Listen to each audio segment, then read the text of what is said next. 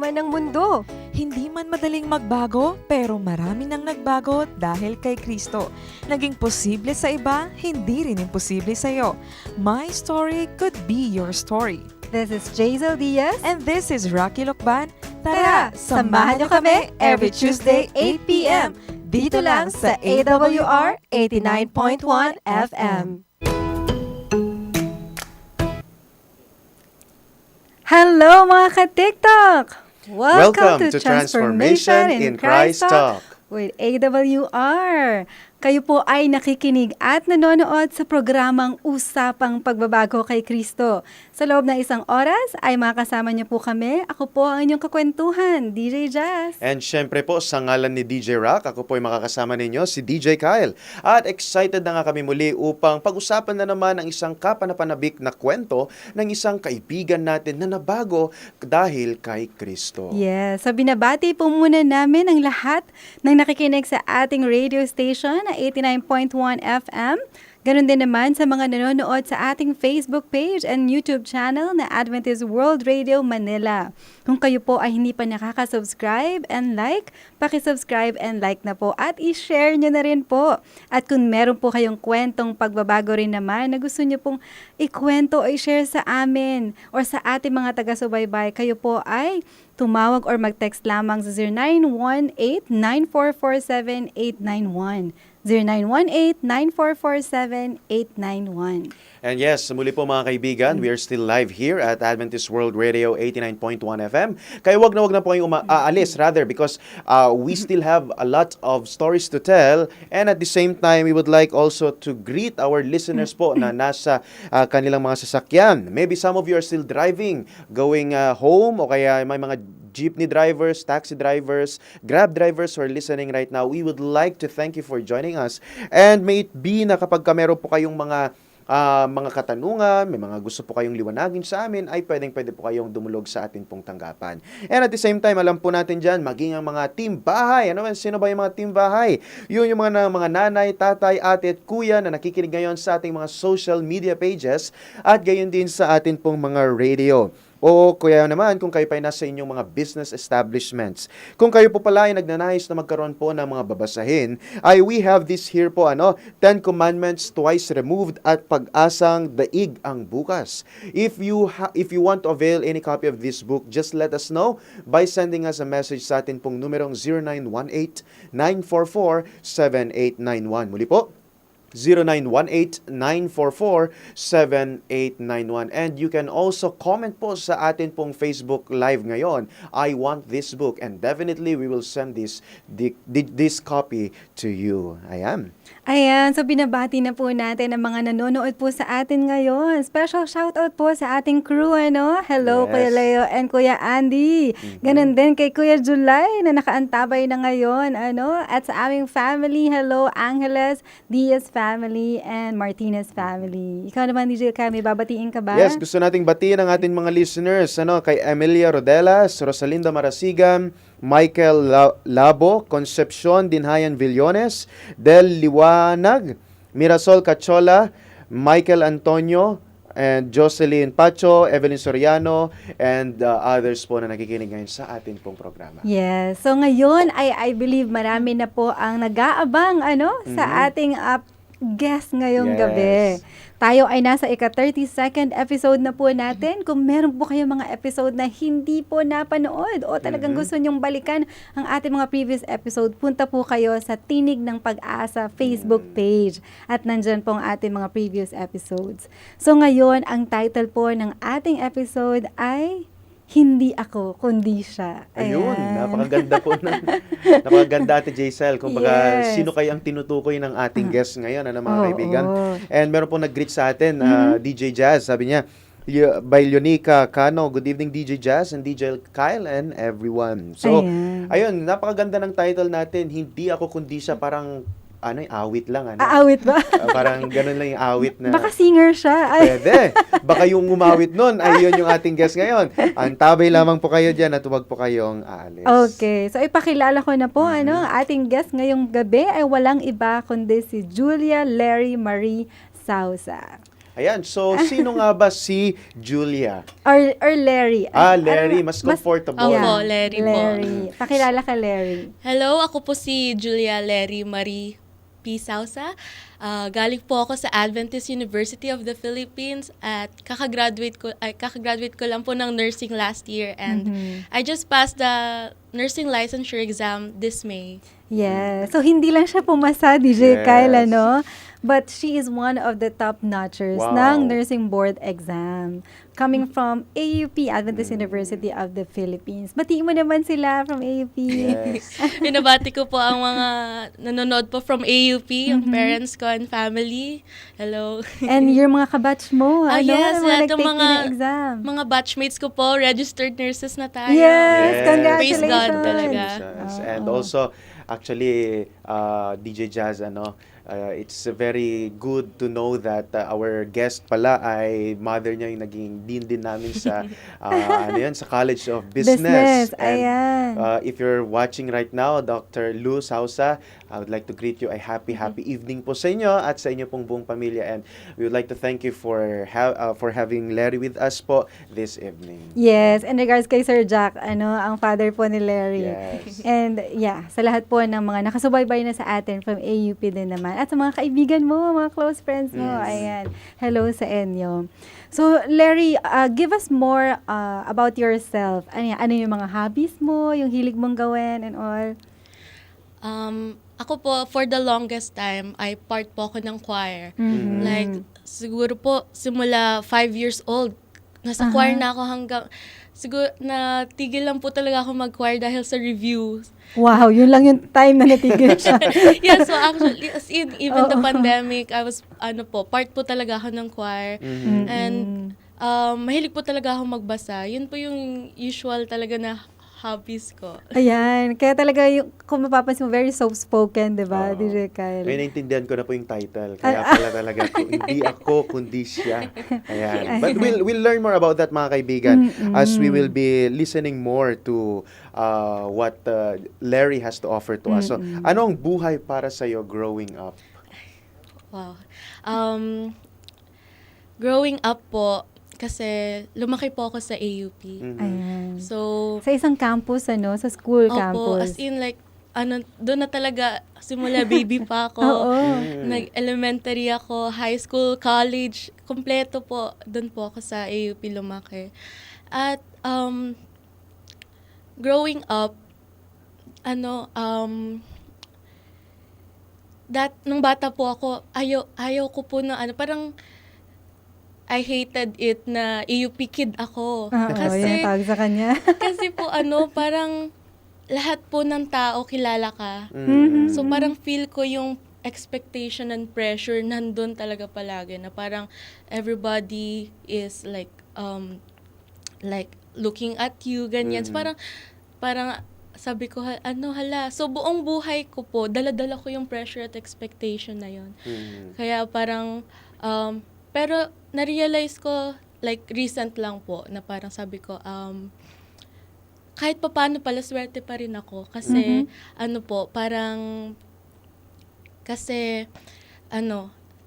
na lumaki po ako sa environment na pare-pareho kayo lahat ng pinaniniwalaan. Mhm. And parang never ko na feel na na hindi ako safe sa AUP. Parang okay lang kahit gabi ka na umuwi kasi protected ka doon at saka lahat ng mga nakakahalubilo mo, pareho kayo ng pinaniniwalaan sa buhay at saka yung mga values nyo. Ayan. Alam mo, nakakatuwa, DJ Kyle, Parang it's my first time kasi to hear a story from someone who grew up doon sa mismong school campus. That's right. And imagine, ganun pala yung pakiramdam na mga lumalaki sa isang school campus. And yes, kasi nga yung parents nila ay faculty doon. So, yung mga bata talaga kilala ng mga estudyante and even ng mga staff and faculty din doon. And binabati po namin ng mga taga-AUP store at Yes, talaga nakikinig naman daw nakatune sila. in sila dyan. Ayun. Hello po sa inyo dyan. And so, growing up, ganun ka pinalaki ng mga magulang mo. Ano yung mga naging unforgettable memories mo? Yung parents ko po, never po silang naging strict sa amin. Mhm. Actually, they're very supportive.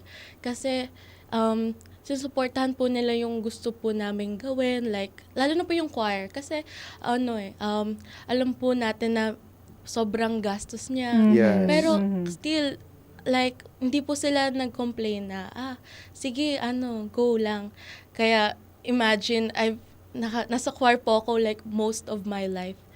Pero may time pa rin po, lalo nung bata ako, na naging busy po kasi yung parents ko.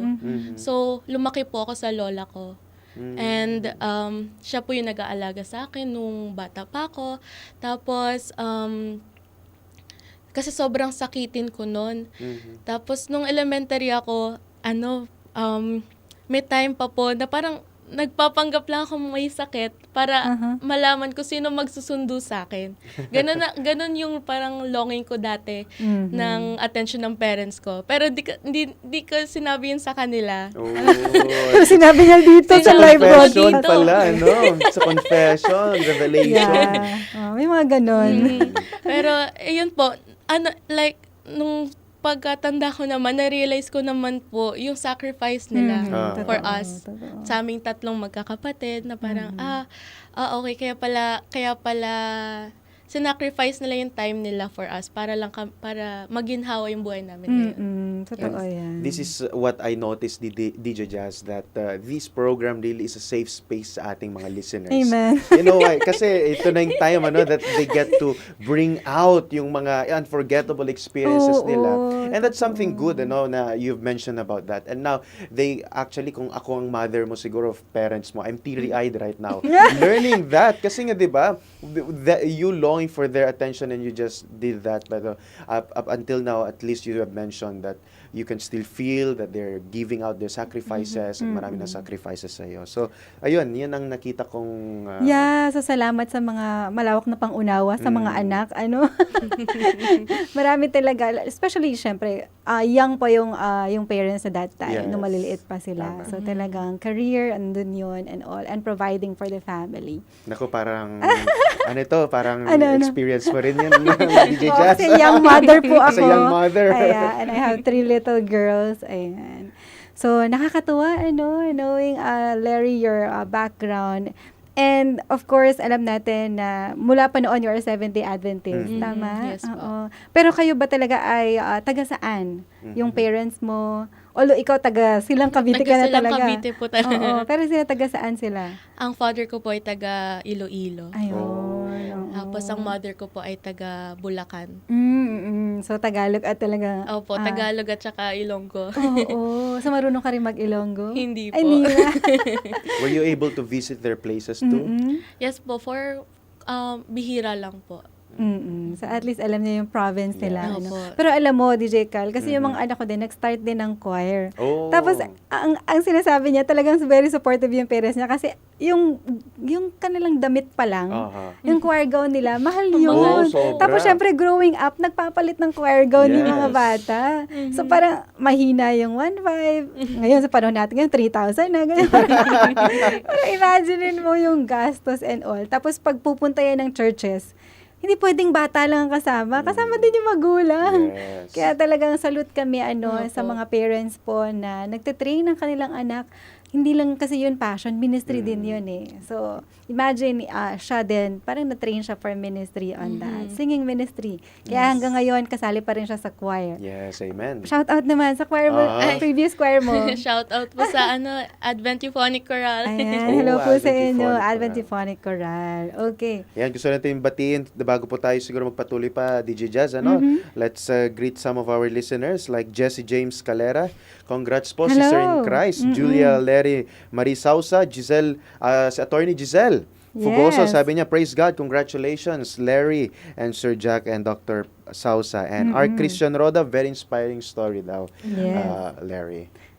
At marami pa tayong papakinggan mamaya, Tayo muna ay magkaroon ng break at pakinggan natin ang awit na My Redeemer is Faithful and True.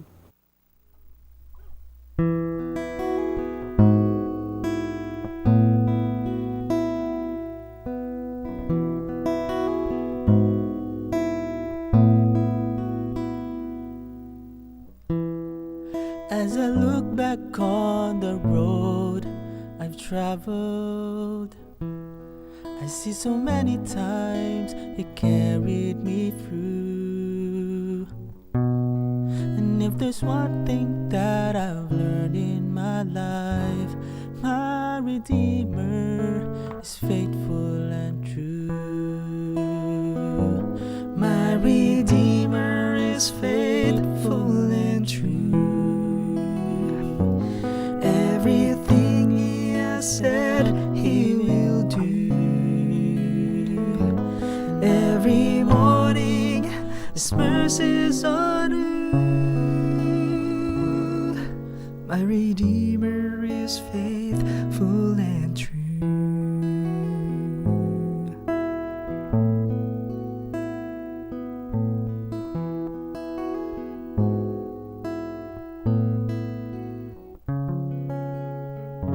My heart rejoices when I read the promise. There is a place I am preparing for you. I know someday I'll see my Lord face to face. My Redeemer is faithful and true. My Redeemer is faithful and true. And everything He has said He will do. And every morning His mercies are new. My Redeemer is faithful and true. And in every situation He has proved His love to me. When I lack the understanding, He gives more grace to me.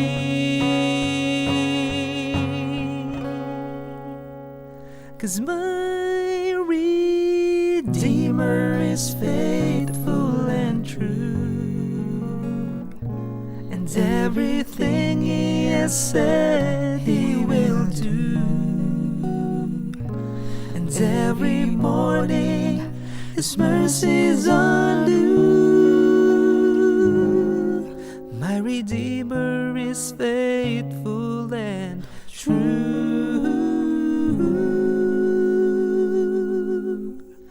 Jesus is faithful and true.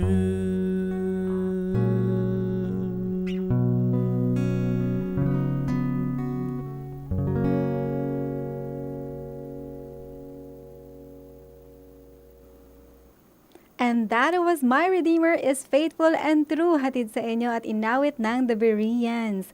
At ngayon po, it's 8:19 in the evening. Hatid sa inyo ng Philippine Standard Time at AWR 89.1 FM. Kayo pa rin po ay naririto sa ating programang TikTok, Transformation in Christ Talk with AWR. And once again, I'm DJ Jazz. And still po mga kaibigan, kasama nyo kami. At patuloy pa rin tayo nakikinig sa Adventist World Radio 89.1 FM. At kung kayo man po ay nakikinig sa ating YouTube page or sa ating pong Facebook page rather, we would like to thank you for joining us. And at the same time, sa mga nakikinig po sa radyo, click and put into your dial pads ang mga numerong 0918-944-7891. Muli po, 0918-944-7891. Kung meron po ay mga reflection sa mga napapakinggan po ninyo ng mga kwento ng pagbabago o kaya kwento ni Larry.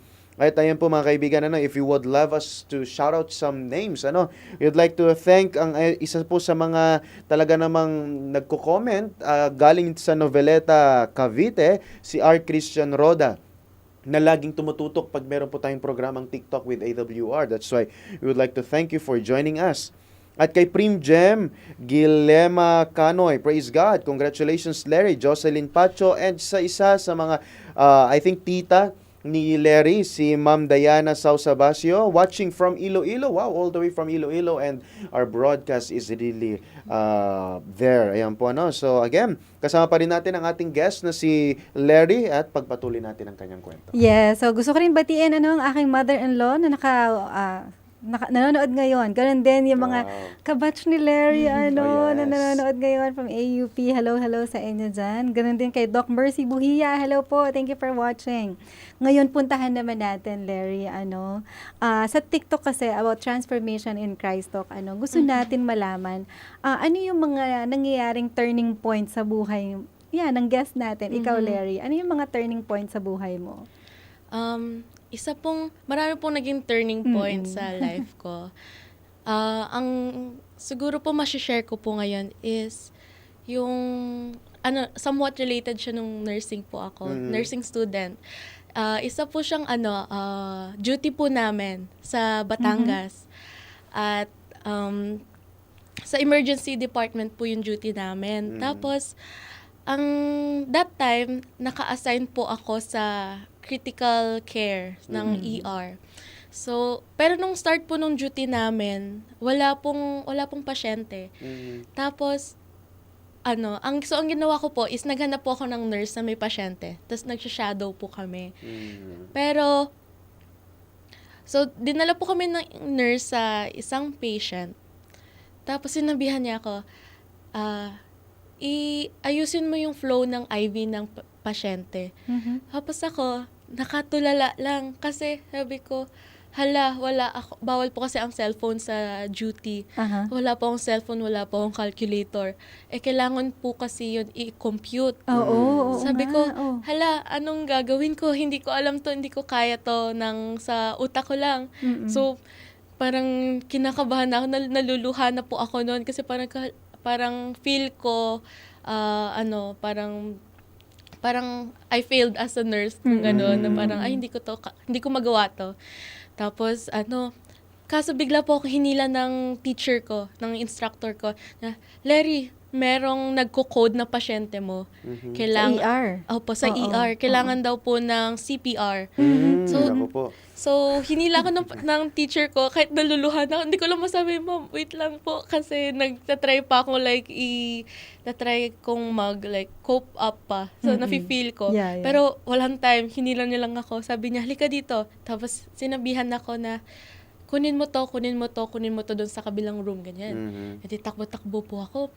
Tapos, noong una, mali-mali pa yung mga kinukuha ko kasi hindi pa familiar doon sa emergency department. Pero, kala ko po, pag matatapos na yung gawain ko, pagkadala ko ng mga gamit, at ang gagawin ko lang is tutulungan magbigay ng oxygen sa pasyente. Kaso, sinabi sa akin, mag-compression ka din. Sabi ko, po, tapos parang sobrang natatakot ako that time. Pero, wala, parang life and death na kasi yun. Totoo. So, sabi ko, parang, inano ko na lang yung takot ko, sige, nag-compression ako, kahit hindi ko sigurado kung tama ba itong ginagawa ko. Pero na-try mo kasi yan sa manikin, Sa di ba? manikin lang Oo, sa po. manikin Opo, siya. never, kahit sa mga kaklase ko, hindi ko Hindi pa, tinry diba? yun na, Oo. na mag-compression in a real person. Kasi hanggang ganyan. Pero yung, hindi ko na po maano yung nasa isip ko that time. Tapos, tapos after ko mag-compression, chinek ng doktor yung pulso po ng pasyente. Sabi ng doktor, patient revived. So, Wow. doon sabi ko, naluluha ulit ako. Sabi ko, pero hindi na siya dahil na-frustrate ako. Pero more of parang yung thought na may naligtas kang tao. Yes, Oo. grabe Tapos, yun. Oo. yung feeling ko, parang doon ko talaga na-feel kung paano ako i-comfort ni God. Yung parang tipong nagda-doubt. At that time, sobrang nagda-doubt ka sa sarili mo. Tapos biglang ibibigay ng Panginoon yung sitwasyon na yun para i-reassure ka na, ito yung calling mo. Oo, Ito yung, totoo. parang I placed you there. And, parang sinasabi lang na, trust me. So, parang doon bumuo yung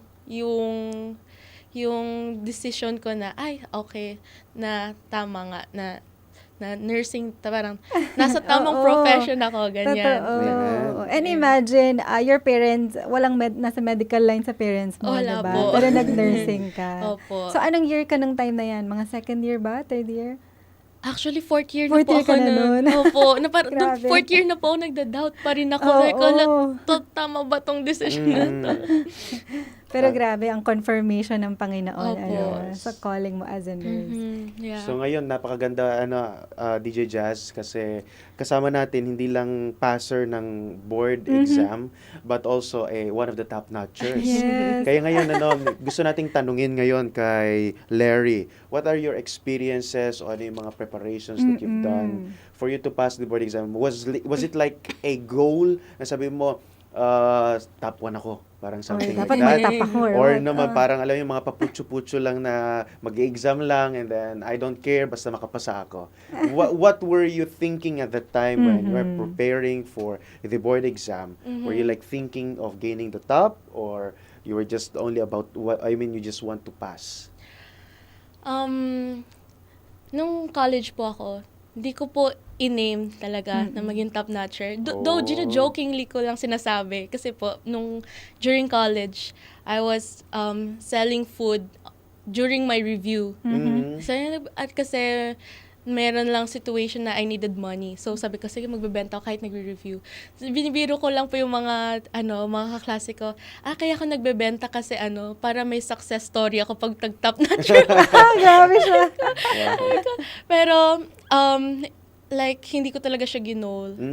Pero nung, kasi, my lola died after my graduation. And, parang, it was unexpected. Kasi, parang, siya talaga yung, kumbaga, siya yung una kong pasyente as a nurse noon. Senior high school pa lang ako. Like, ako yung sa kanya, nag-a-assist, nag-aalaga, ganon. Tapos, unexpectedly, she died while I was not in the country. Nasa US po ako that time. So, parang yung feeling ko, grabe, super shattered talaga ako. Sabi ko, parang, I can't, yung feeling na hindi ako makauwi dahil nasa ko. Kaya parang, yun yung naging reason ko na, gusto kong i-aim maging top-notcher para masabi ko sa lola ko na ginawa ko yung best ko.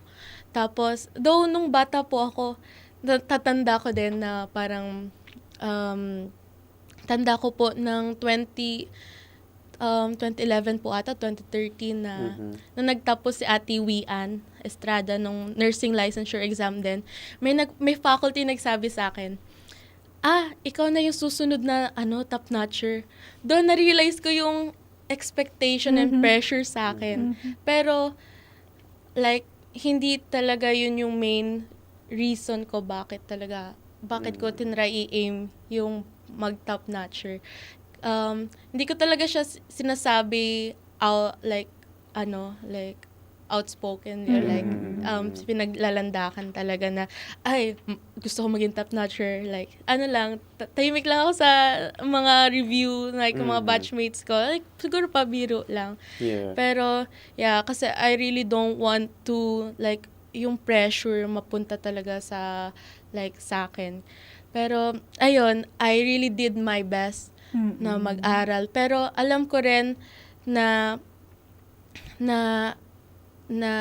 kahit anong gawin ko, hindi ako makakapasa without God's grace. Amen. Kaya po talaga yung pinanghawakan ko nung review season, yung verse na 2 Corinthians 12:9, yung my grace is sufficient for you, for my power is made perfect in weakness.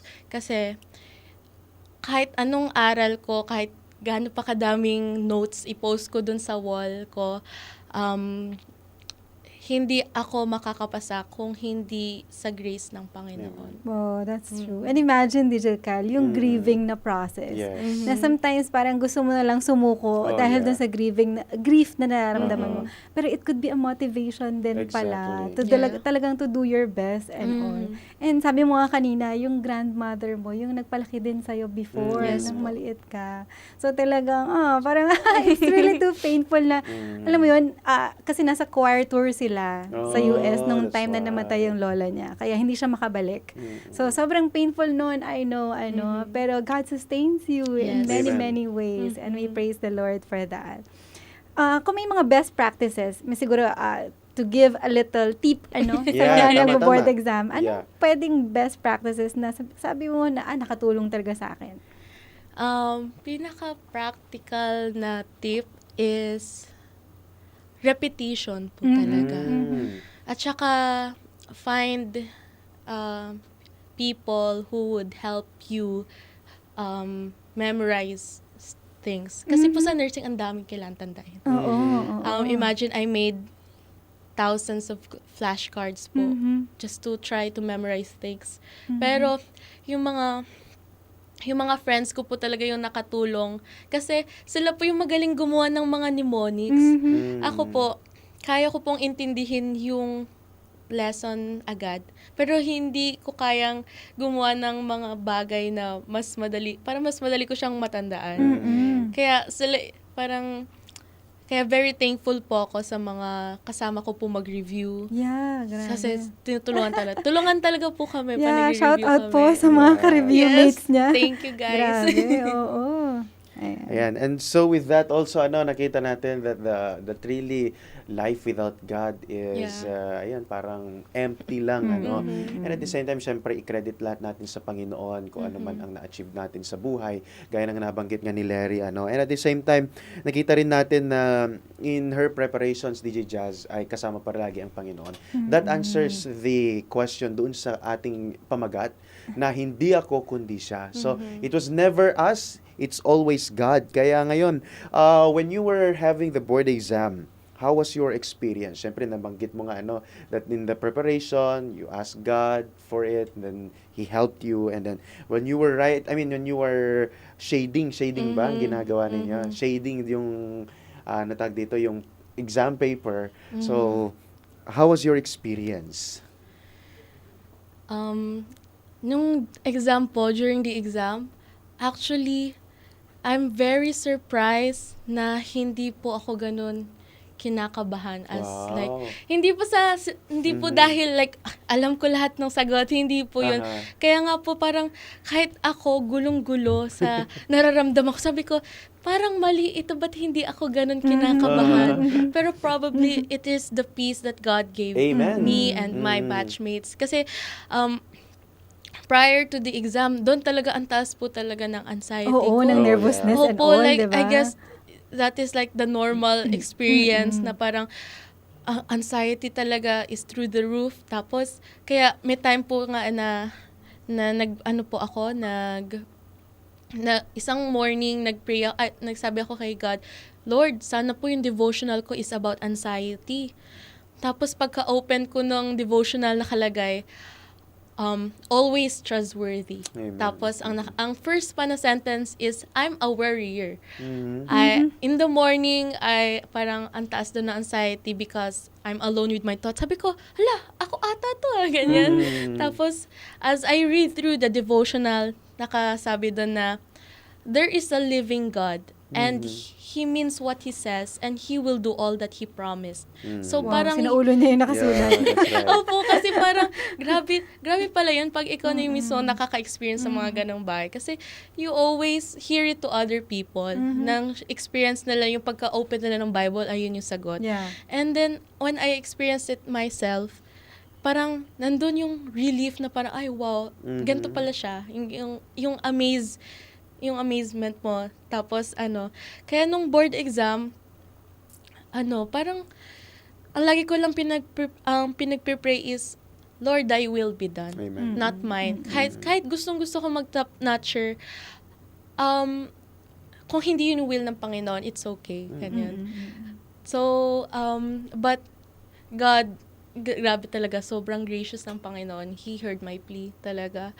Kaya, I'm really looking forward to see my Lola in the future, in that like glorious day that God comes. Para masabi ko talaga na, Lola, I did it.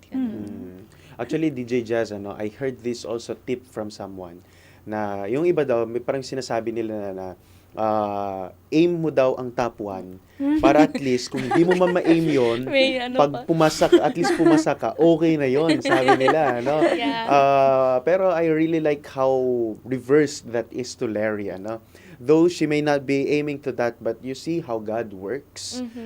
If and then nakita ko rin yung sinabi niya kanina na it was the peace that God has given her. Kaya parang wala lang sa kanya. Pero inside, the anxiety level is so high and everything, but there was peace in the storm. And doon natin nakikita ng Panginoon really. He works in mysterious ways, and He works when when there are storms that are coming in our way. Ayan, Ayan, at ang dami nga nagsasabi, praise the Lord sa Amen. yung story, Sister Larry. Totoo naman. Talagang praise the Lord. Nakita natin in your life how God is talagang nagme-mensahe sa'yo in the times na nag-worry ka na, and talagang ang dami ng stress and Yes. pressure and all, So, sa mga ka-TikTok natin na dumadanas ng yung mga kailangan i-exam or talagang may kinaharap na talagang nakaka-nervyos na mga kaganapan sa buhay ninyo, God knows what's happening in your life. And God, could speak in many different ways. It could be the Bible, the devotional book, or even a friend, Pag hindi, si ChatGPT na lang. So, mga ganyan. So, maraming way ang Panginoon, to communicate to you na you are together with Him. Hindi ka nag-iisa sa lahat ng pinagdadaanan mo. Kaya mga ka-TikTok, bago tayo magpatuloy, ay punta muna tayo sa isang awitin na My Life is in Your Hands. At pag po kayo mawala, pakinggan lang po muna natin ang awiting ito.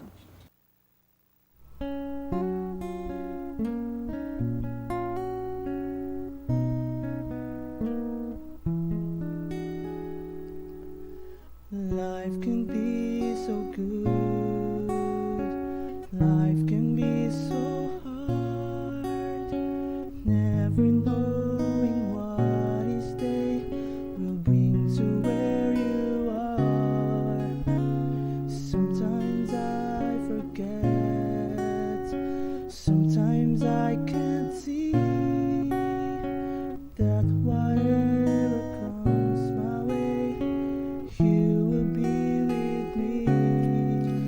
My life is in your hands. My heart is in your keeping. I'm never without hope, not when my future is with you. My life is in your hands, and though I may not say clearly, I will lift my voice and sing, 'cause your love does amazing things. Lord, I know my life is in your hands.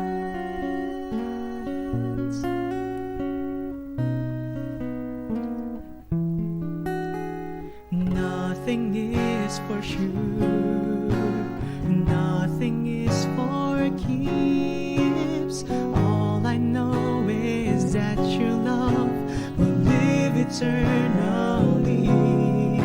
So I will find my way, and I will find my peace, knowing that you meet my every need. My life is in your hands, my heart is in your keeping. I'm never without hope, not when my future is with you.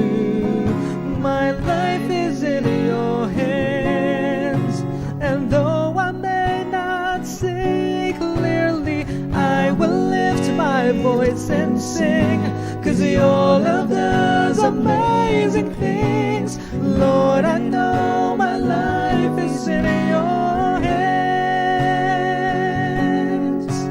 When I'm at my weakest, Lord, you carry me, and I become my strongest in your hands. My life is in your hands, my heart is in your keeping. I'm never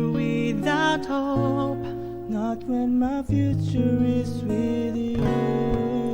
My life is in your hands, and though I may not see clearly, I will lift my voice and sing, 'cause your love does amazing things. Lord, I know my life is in your hands. I trust you, Lord. My life is in your hands.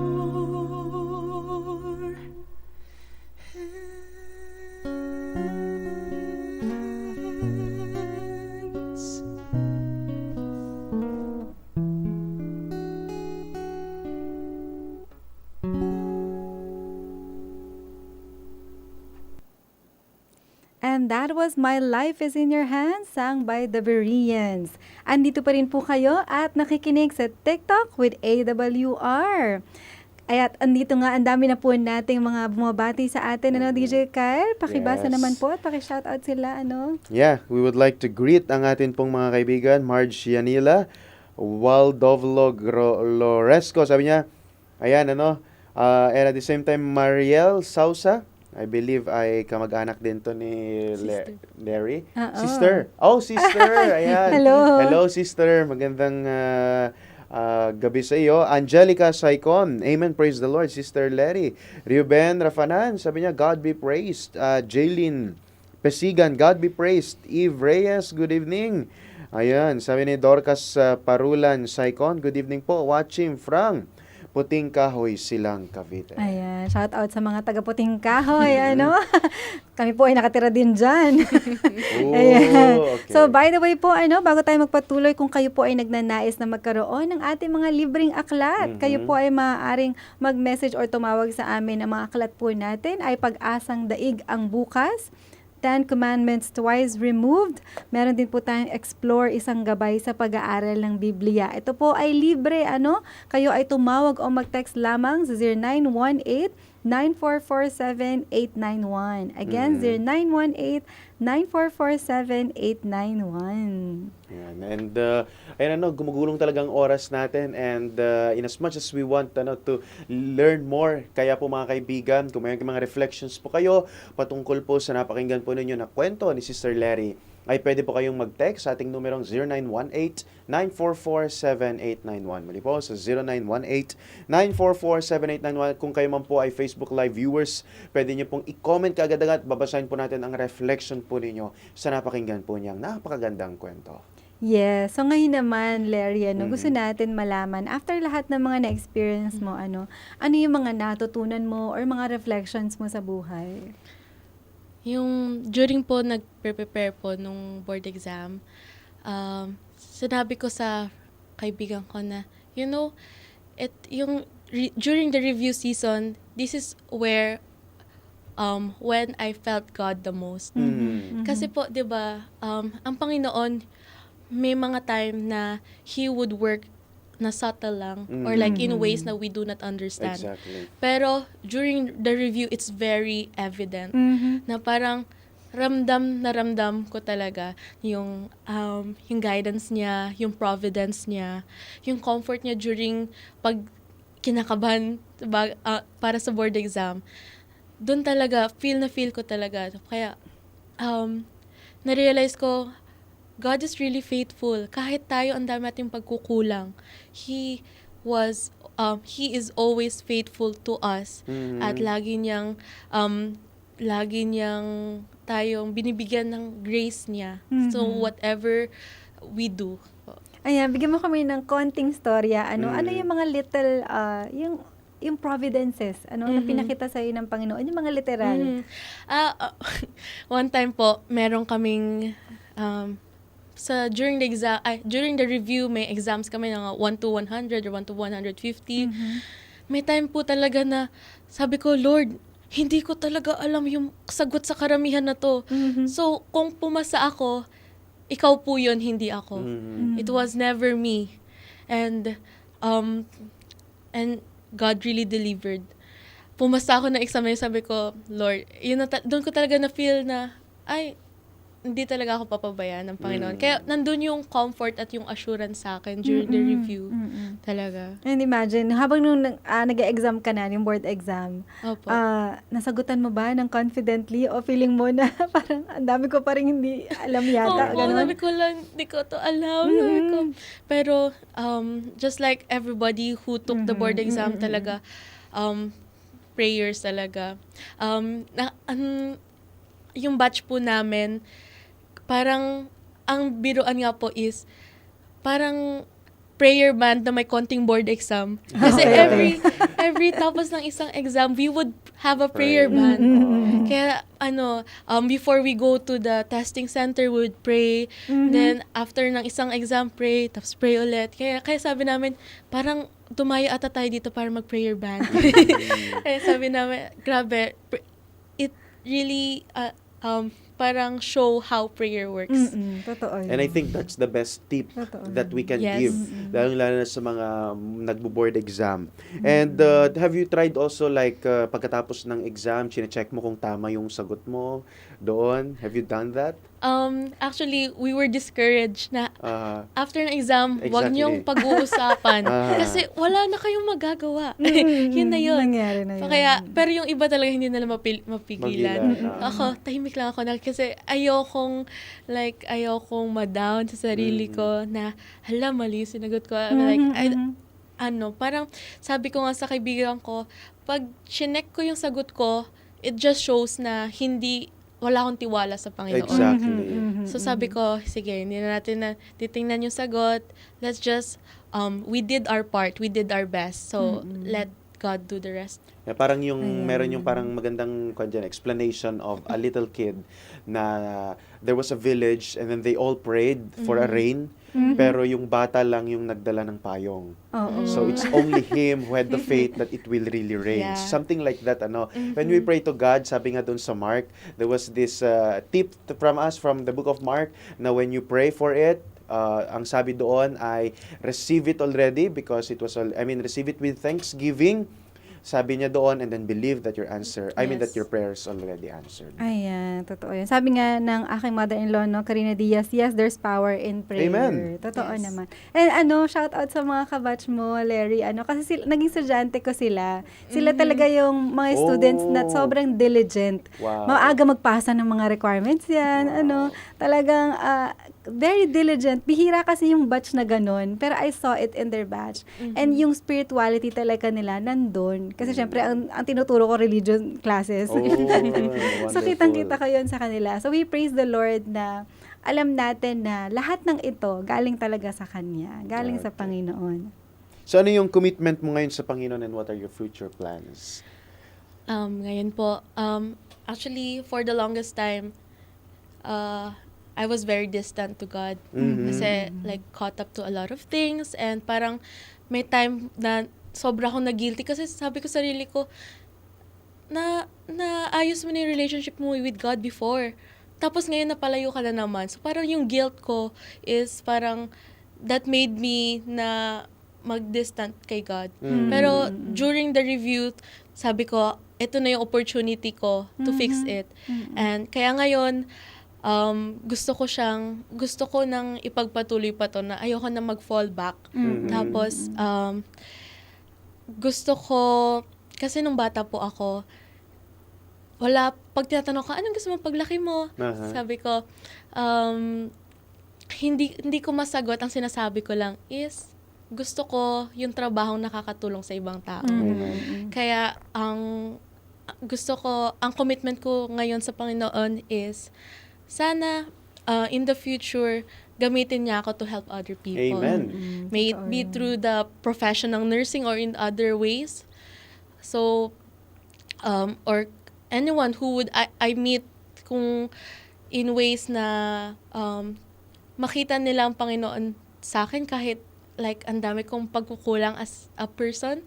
Pero we don't know kung paano tayo gagamitin ng Panginoon. Totoo.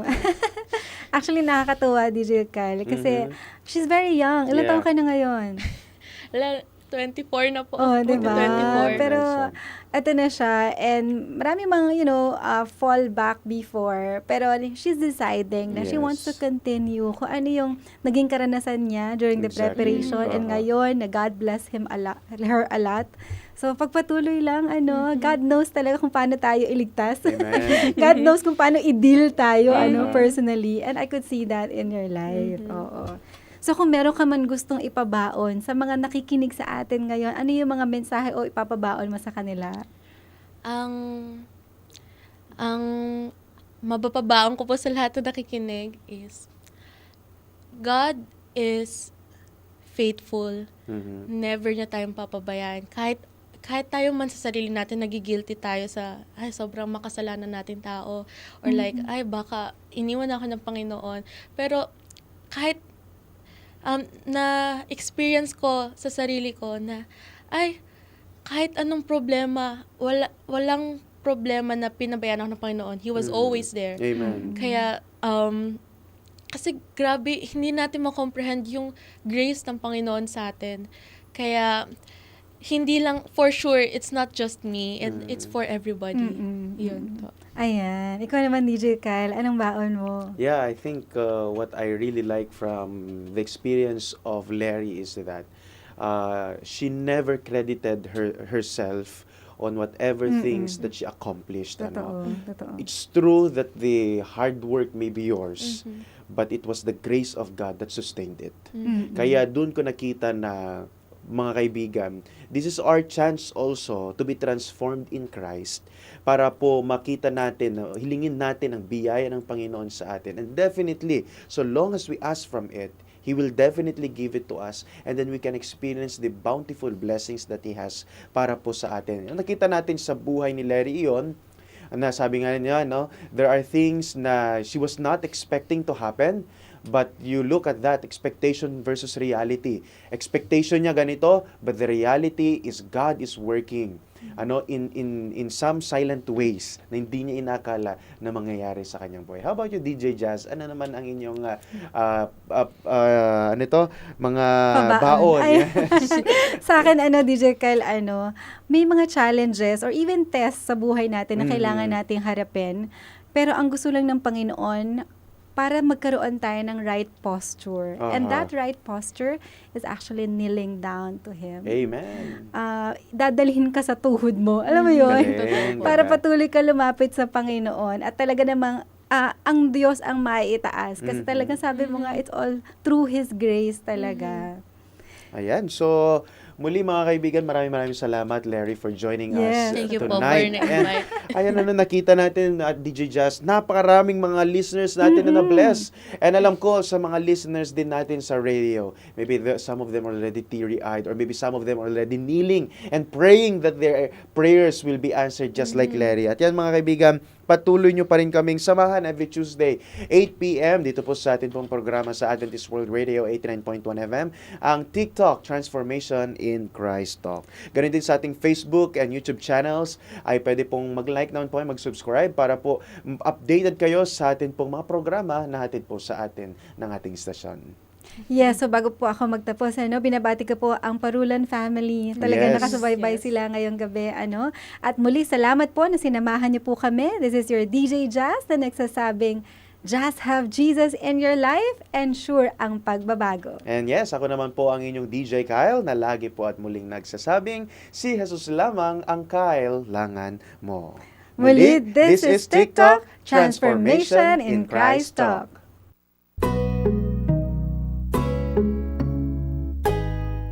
This is TikTok with AWR, Transformation in Christ Talk. Usapang buhay na binago at patuloy na binabago. Ating mapapanood at mapapakinggan sa ang dako man ng mundo. Hindi man madaling magbago, pero marami nang nagbago dahil kay Kristo. Naging posible sa iba, hindi rin imposible sa iyo. My story could be your story. This is Jazel Diaz. And this is Rocky Lokban. Tara, samahan niyo kami every Tuesday 8 p.m. dito lang sa AWR 89.1 FM.